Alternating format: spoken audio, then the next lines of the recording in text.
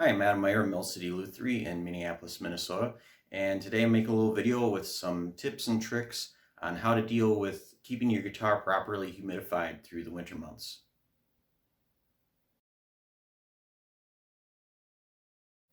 Right, first thing you need to do is realize how much you need to humidify, if you're at risk, or make sure you don't too much. The deal here in Minnesota, it gets super dry in the middle of winter. Everything's frozen, so everybody needs to humidify where they store their guitar. A case humidifier you should have, but it cannot keep your guitar properly humidified on its own. You do need something more than that.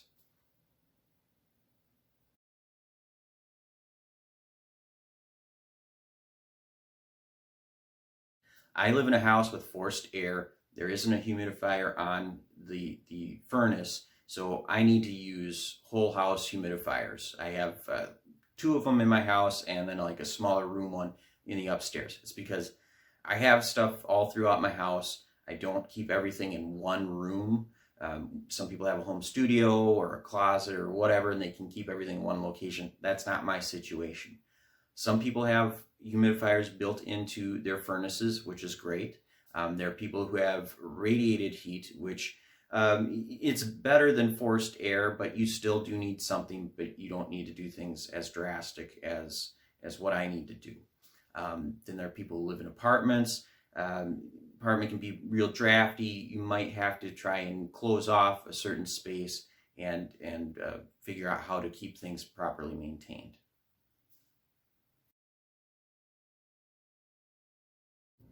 Now, all guitars need to be kept properly humidified, but the ones that are at the greatest risk would be acoustics, and I'll kind of show you why. On a soundboard, from the bridge to the end pin, that's the most common place where you'll have a crack.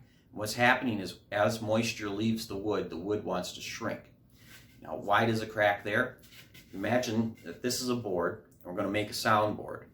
What you do is you cut it this way. This is called book matching, and it gets glued together right there in the center.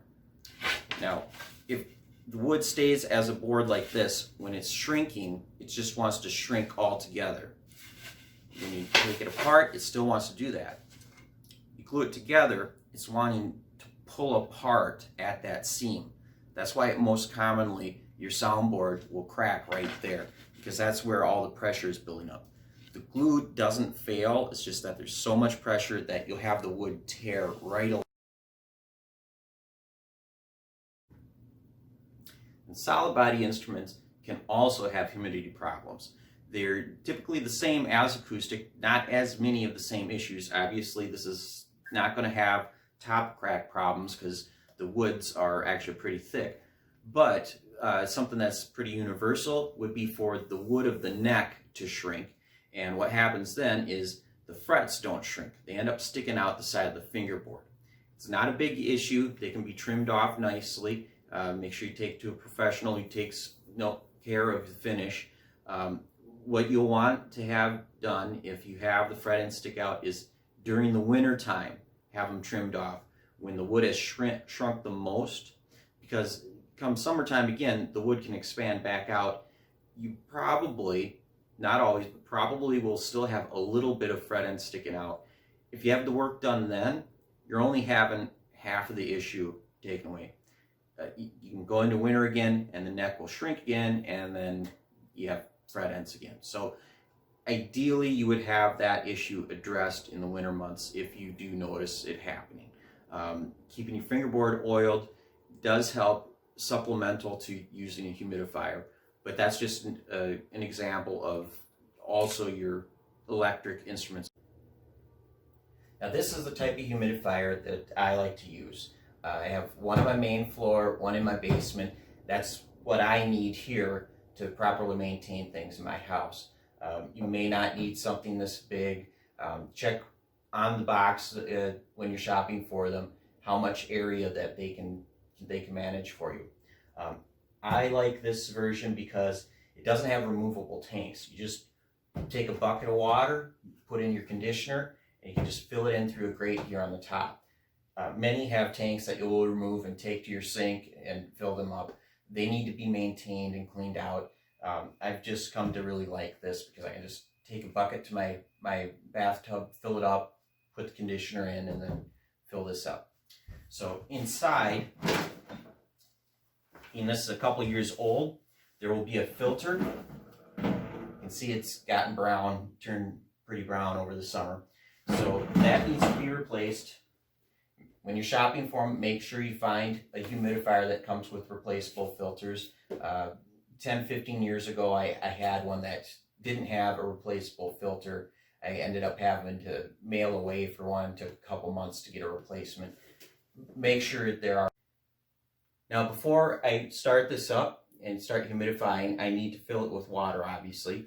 But you don't just add water. You need to add treatment to it. Otherwise, you can have bacterial buildup. It can end up smelling. You just need to do this. So I use a combo. You can use whichever brand is available or whatever you can find. And make sure you follow the directions. This is a 5-gallon tank, 5-gallon bucket of water. It says to use 2 capfuls per gallon, so there will be 10 capfuls added to this. Once I've done that, then I'm here at the store. I have a couple examples of a single room humidifier. These would be of great use, no filter needed, small tank. And one that you do not want to do is the type that vaporizes. You just want a regular evaporative humidifier. I have a little bit larger one, and they even come really small. Any of these that are the evaporative, not the misting, would be a great option for like a single room or studio use. And the last thing is you'll need a way to monitor what your humidity is. So you'll need to get a gauge that measures the humidity in your room. It says 62, but that's because it's in my hand. You'll want to find a place, put it on the wall, not directly above your humidifier, because it's going to give you an inflated reading. And ideally, if you could keep all your wooden instruments up in that 45 to 50% range, that's great. But that's just not going to happen in Minnesota. That's why I said earlier, you need something more than a case humidifier. If you can keep things steady, hopefully in that 35, 40% through the winter, but if we get a really cold storm, humidity can drop really fast overnight, so you really want to monitor. You don't want to have abrupt changes, because when you have the abrupt change, that's when things can end up being damaged. So if you play shows a lot, you go out to coffee shop to play a show or whatever, keeping things really humidified in your house and then taking it out to a really dry coffee shop, that's pretty abrupt. So you want to just have that very moderate, very easy change. So if you can keep things during the wintertime in that 35 to 40%, that's great. You just don't want to have the really hard drop. If you take it someplace, do not travel with your instrument in the trunk of your car. That is just way too cold and way too dry. Warm your car up first, things like that, to help keep from having that shock, because that shock is when the damage can happen.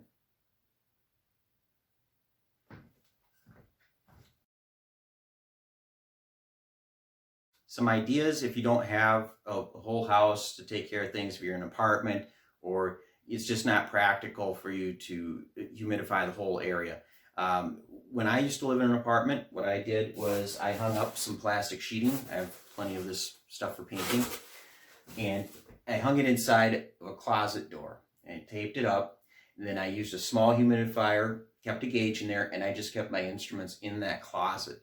It was a very practical way to keep things maintained. If I take an instrument out to play, do whatever, I'd then return it to keep things maintained well. So that's just one idea. Some people will move their instruments to their bedroom and use a humidifier in there because it just gets so dry at night. You'll sleep better and you have a small area to keep things maintained. Basements, my basement typically stays more stable. There are people that have drafty basements. But the humidifier I have down there doesn't work anywhere as hard as the one I have up on my main floor. There isn't quite the temperature fluctuations, so that would be an idea of a place to keep your instruments. If you have a home studio, you may just want to have a humidifier in there anyways, and any instruments that you would otherwise hang on the wall, keep them in there so you have everything in one location and you can monitor and maintain that location better.